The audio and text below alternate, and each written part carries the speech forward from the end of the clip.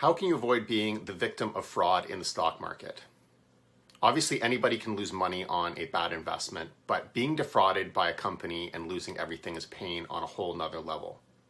Thankfully, predictive analytics and statistics do provide a few tools that can help investors avoid potential frauds. And one that's caught my attention is called the Beneish M Score. This is a tool developed by an accounting professor, Beneish. He published a research paper in 1999 titled Detection of Earnings Manipulation.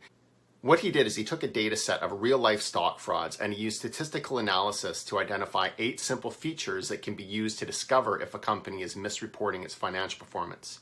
Each of these features can be easily calculated using the company's reported financial data, and they include items like the change in time to collect bills from customers, profit margins, asset quality, debt leverage, and total accruals, which is a measure of the company's earnings quality. Each of these features is multiplied by a learned coefficient and then added together to get an M-score. And M-scores that are greater than negative 2.22 indicate a higher probability that the company is committing financial fraud.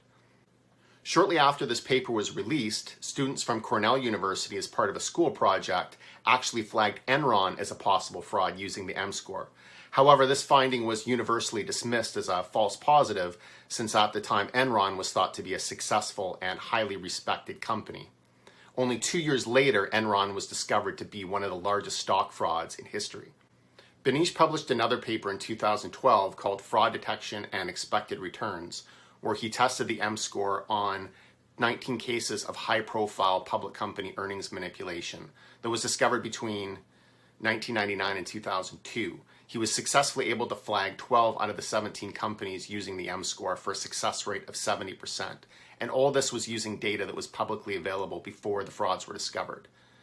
I think that Benish's M-score can be a very useful tool for investors as a warning indicator before making an investment.